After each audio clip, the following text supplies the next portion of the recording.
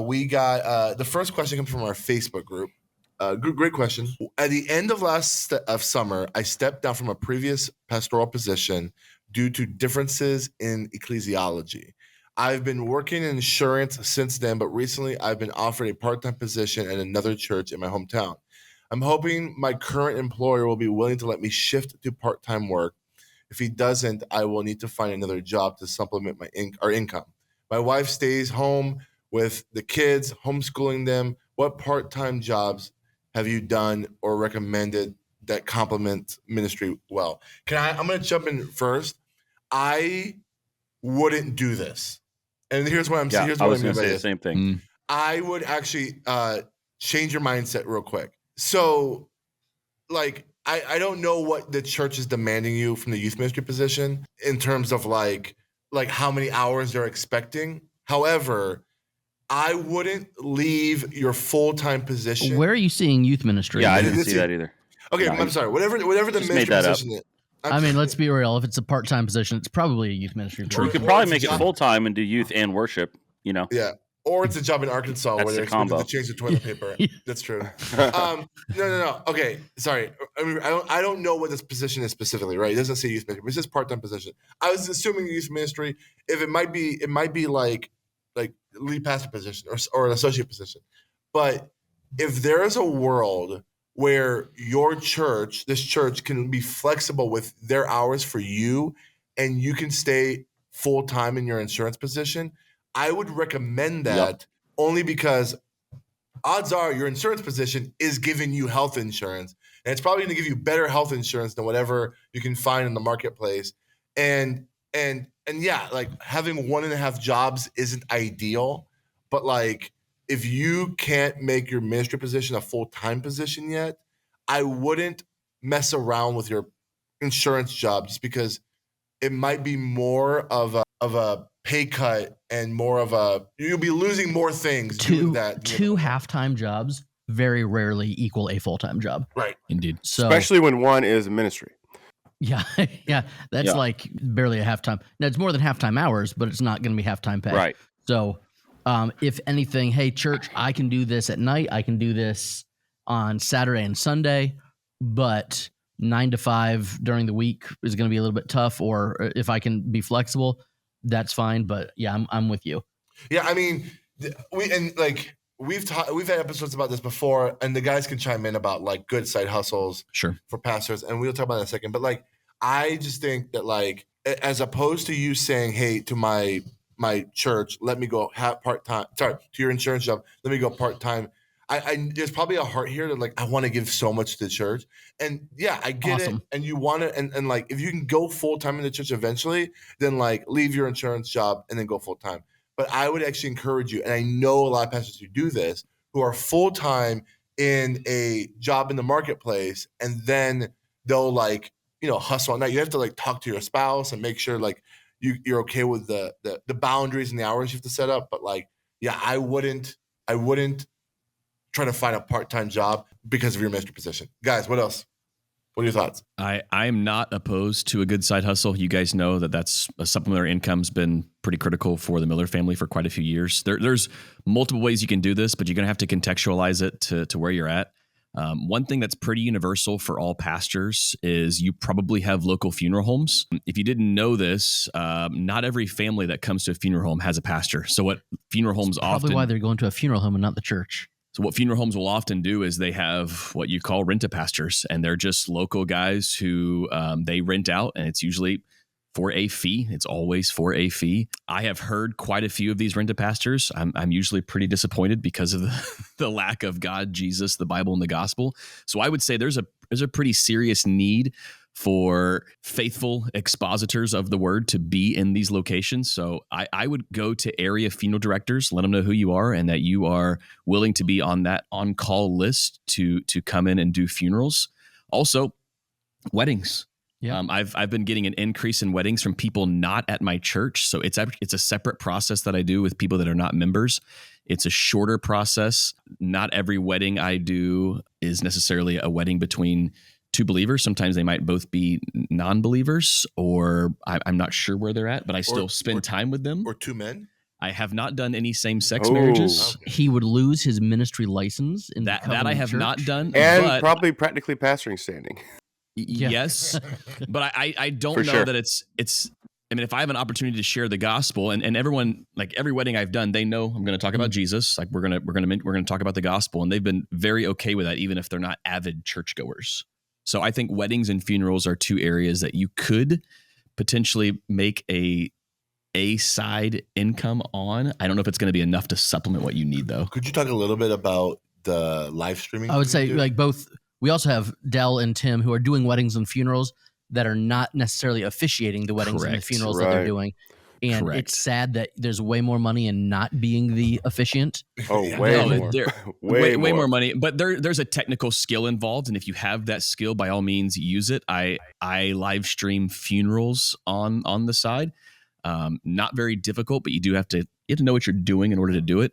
Thought it was going to phase out after COVID, but it just ramped up, and people still enjoy the live stream option because not everybody can fly from all over the world to attend your funeral. However, if you offer them a link to a YouTube feed, they're more than willing to do that. So there are ways to supplement the income without hurting your schedule too much. You know, kind of to piggyback off a little bit what you're saying, if we're talking about things that are compatible in ministers' lives, whether you got a full-time ministry job or part-time ministry job, I'm just going to say I think the entrepreneur route is the best route to go because you're setting your own hours. You could determine what you want to take and what you don't want to take. If you go and you get a job working for someone else, they're going to have more control over your life, which is going to impede on the ministry. I mean, like we said, I film weddings and I film different events around town, but I'm available to say no to it. I was waiting for Dell to talk about leather crafting. Anyway, I haven't made money off of that yet, or watches. I was hoping you but, would. Yeah, But that's the thing. But that's kind of you kind of proving the point. You start an interest, it becomes a side hustle, and what ends up happening is you're able to make money. And I'll be honest, a side hustle is a great ministry tool for pastors. Because I know pastors and probably some people listening right now, you might be in a ministry position and you're like, I don't need to be at this church. This church is not good for me, but I'm bound here because I need the paycheck and I have kids.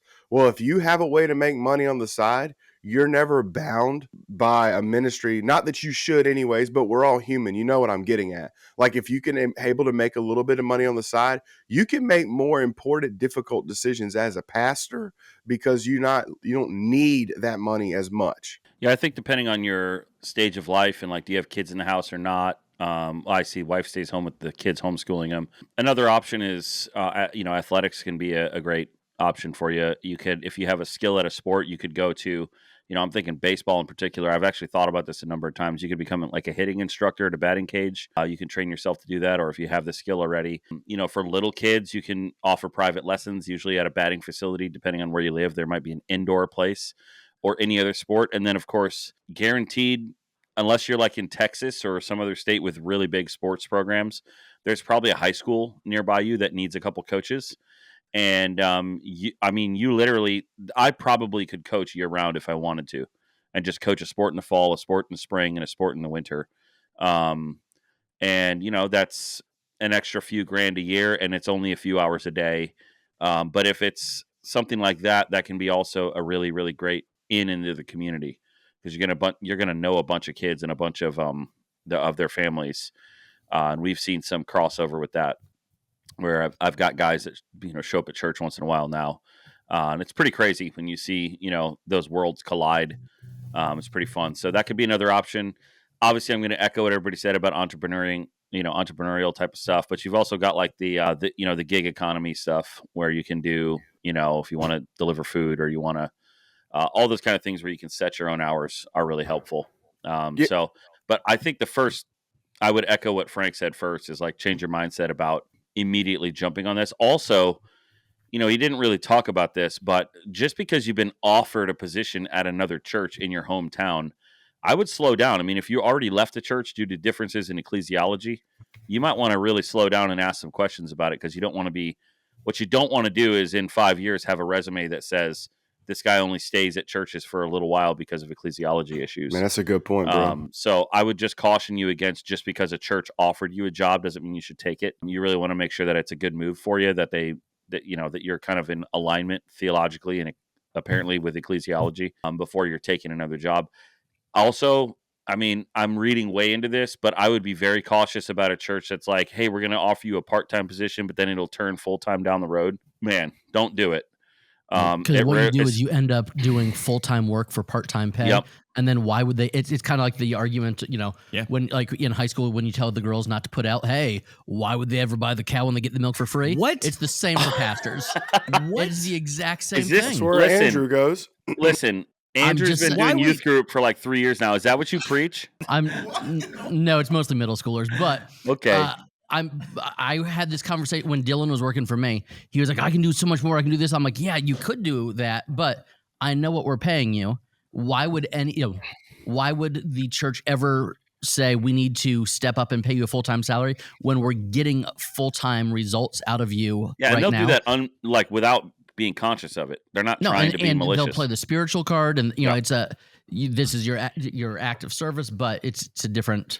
And I think you it's a can different get thing. stuck in like doing, 3/4 worth or 9/10 worth of a full-time job and getting paid half of it, because you'll just get stuck there, because for you it's like you have this kind of security blanket a little bit and you feel like a calling to it, and everything just gets weird in that situation, especially if this is like, hey, come work part-time for us, and when the senior pastor retires you'll be the guy. Do not do that. Oh yeah. Under no Sure thing about that. circumstances. And the problem is when you're working that much and not getting compensated, like I said, it's not about the money, but at the same time, there is a level of burnout happen. risk. Yeah, you just read my mind. And then also to throw a little bit more caution to the wind, because I know me and Tim and some of you guys, y'all have done the side hustle stuff, and it's really cool to talk about it once you're fully in the space. But one thing we often overlook is telling you how many thousands of dollars it costs to start that up. Okay. Yeah. So like for us just to say, go be an entrepreneur, man, like my video business, you're talking like 15 grand to like get it started. Right. So that's a considerable amount of money as well. So unless you've got that laying around to get into the side income. Yes, that are cheaper. I mean, I would say you could even get your name on a sub list for schools in the area. Christian schools are always in need of subs, and then you can say yes or no as needed. And it's usually, I don't know what the going rate is, but typically for us around here, it's like $100 to $120 a day. You could rob Best Buy. I mean, there's all kinds of options. True. Oh my gosh. It's a very Baltimore contextual job. For sure. One thing, what we were just talking about, I think is a true principle for any part-time work in any job is like, you're going to have to put your own boundaries on your own limitations, because the place of employment won't do that for you. Right. And like the sad thing is like, this is like probably the worst in churches, because I mean, we already expect, the churches expect a lot from volunteers. Yeah. So if we're paying you and you're willing to give us full-time effort for a part-time position, like I hope. Well, that's just good for the budget. Why wouldn't yeah. I mean, I hope we'd be poor stewards to pay him what he's worth. All five of us hope that, like, as we have people under us as employees, that if they're part-time, we're going to be good stewards of their time and like care for them. But man, it's so easy to just let the ministry slip away from you and then like have them work 40 hours of work for 20 hours a week, right? And so, like, if you're listening to this and you are in part-time, like practice saying no and practice saying, and just like being honest. It's like, I'm part-time. Like I really respect, like, love the staff at our church that are part-time. There you go. That are like, I only have so many hours, and we respect that. We're like, you're right. Don't do more than what you can do in that part-time. But also, don't be lazy in that part-time. But anyways, Dr. Andrew, tell us about, and I want you to be honest, like I feel like this is all public information too, the benefits of adjunct professing. Is that a word? Professing? Is that a word? Teaching. So Andrew can make up words because he got a PhD, right? So yeah, you can do that. Ability. I started to teach at Liberty University shortly after I finished, partially because of this. I have there's a lot of online students at Liberty, and I had to have some conversations into a camera, and I had a department chair say, wow, you have the setup to present yourself really well online. and that's not something that a lot of our adjuncts do. And so it started with one class and now has grown to several classes and a subject matter expert, which is one of the things that they do at Liberty since it's such a big school. But when at first it was like, man, this is awesome. This is going to look so cool on a resume, and it's the biggest Christian university on the planet. And then about a week after that, I was like, oh, this is actual work. Mm-hmm. This is not I'm going to put my stamp of approval on something, but it takes time and energy, and it's a difficult position to get into. Liberty specific is wonderful because it's online, but most pastors or people in ministry, if you have any kind of advanced degree, there is a field that you can teach in. If you want to jump over to the local community college, I don't know where you live, but just about every community college is desperate for adjunct professors because adjuncts are way cheaper than full-time professors. And the way that works, I think the going rate in the US is about $800 a credit hour. And so, it's... Is that for like to teach undergrad? For undergrad, yeah. Yeah. And so you find the community college, here, our local community college has like a world religions course. They actually had an Old and New Testament survey course in our course catalog at the community college. It's offered sometimes. So there's like 3 or 4 classes where they kind of need someone with a theology degree, at least at master's level or higher, to teach at the community college. And you look at the roster and it's almost exclusively pastors that are filling that role. And then there's some ethics classes that most seminary degrees give you the credit hours that you need to be able to teach an ethics class at the undergrad level. So I have served under pastors that they had a class like 3 or 4 nights a week that they were teaching at the community college, which really came in and supplemented the income.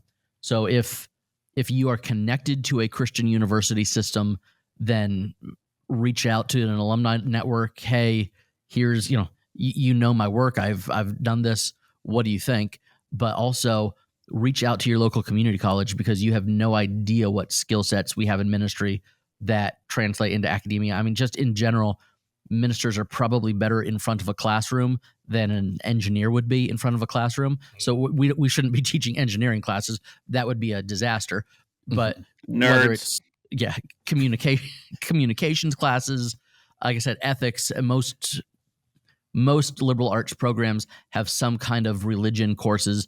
And at the university or college level, you don't have to be as apolitical as you do if you are like teaching. If you're subbing at a public high school, you cannot be proclaiming your faith as boldly. At the college level, part of what they want is the debate in the classroom. So, hey, I am an evangelical. Here's my perspective. Let's talk about it. Is not something shied away from in most college classrooms. So it has been kind of a game changer for me and my family. And about how many hours? I know you say too many right now, because you said it's actual work. And if you know Dr. Larson, he is the king of kind of getting around having to do too much at one time. So if Dr. Larson says it's actual work, then I'm believing that it's actual work. So are you just staying up a little later? I stay up typically. And what stinks is I'm someone who I work on a deadline, and that's kind of my thing. So I'm teaching 3 courses right now. All of my undergrad work is due Sunday at midnight, and all of my undergrad work is due Monday at midnight, and all of my graduate work is due Sunday night at midnight. And so the rule at Liberty is the grades need to be posted 6 days after it was due, which means my grades are due Saturday night and Sunday night, which is not great for my rhythm as someone who's preaching on Sunday. Sunday night's not terrible. Saturday night's bad. Yeah. So there are some weeks that I lock myself in a coffee shop for all day Friday and get as much stuff out as possible. And that makes it a little bit easier. With some of the bigger schools, it's way more grading than it is lecturing. I think online education has evolved a lot in the past 10 years or so. When I was in seminary, my online classes were you need to watch 3 hours of lecture a week before you even touch the coursework. That's not what they're doing now in most online education. So there's not a lot of lecturing. There's a lot of interaction with students. I probably send 15 or 20 emails a day between the 3 courses that I'm teaching. And then it probably works out to maybe like 10 hours a week right now of, locked in front of the laptop, dedicated time. It's a pretty decent part. So it pays better than a It pays better than any other 10-hour week part-time job. For sure. That is for sure. And you're teaching 2 undergrad courses? No, I'm teaching 1 undergrad and 2 course masters. And 2 master's classes, both in youth ministry. And the master's classes, you don't have to give me the numbers, but the master's classes pay more than the undergrad. And this is pretty standard across. My father is a retired professor, so this is a conversation that's had at my house all the time. So I don't think it's gatekeeping. It's not a secret. Sure. So $800 per credit hour is kind of standard for adjunct anywhere in. So at Liberty, if you get hired as an undergrad adjunct with a 30-hour MA, but you're specialized in whatever field, or you're a PhD and 15 years as a pastor, you're still getting paid the same adjunct rate.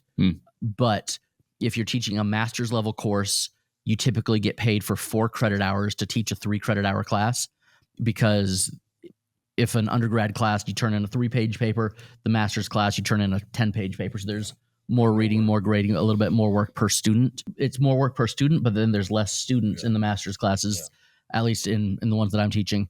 And then if you have a terminal degree and you're teaching doctoral level classes, then you get paid for 5 load hours for a 3 credit hour class. Okay, this got really granular, but I love it. You've said this, and again, you don't have to give me a real number. None of it's a secret, and that's you could Google all of this, and Liberty stuff would tell you. So there's nothing. But anecdotally, you're getting paid more just from this part-time position than you did when you first started doing student ministry. Oh, yes, because assuming this carries out through a year, I haven't done it for a whole school year. So we'll see what happens over the summers. I got hired last January, and then you go through a kind of long training process. So I had my first class in August. So Liberty has half semesters, which means you get paid twice as often. Yeah. And so if a full 3 credit hour class is only 8 weeks, it's more work during those 8 weeks, but that's kind of nice too. Yeah, I mean, so I did 1 class from August to October, 2 undergrad classes in October to December, and then they asked me to move some of my attention to graduate level youth ministry courses, and those classes are less full. I think I have. So is it almost like more like an intensive, where it's like the same work in less time? It's the same work as it's if you were like a on week campus, intensive, but no. But if you were on campus at Liberty, it would be a 15-week long class. But online, it is an 8-week long class. Got it. But you get it's same work, same 3 credit hours. Yeah. So you. Nice. Whereas if you were on campus and you were taking 15 classes, they suggest that you take 2 classes at a time. 2 classes at a time is considered full time for students in the 8-week semester. So you do, but then you have 6 semesters throughout the school year. So you can actually get done a little bit faster than if you were just doing 30 credit hours per school year. I think more of the story is I might need to take some classes with you. If you have a master's level degree, like an MDiv or a master's degree. But an MDiv or MDiv, MA or MDiv. Yeah, you can teach an undergrad program at probably as an adjunct somewhere. Go to your community college. Yeah. And that's, I like the community college aspect of it, because then you can kind of double dip there. You can have your side hustle, have your part-time job, but also make some tangible relationships with people in the community like we've been talking about. Yeah. So that's good.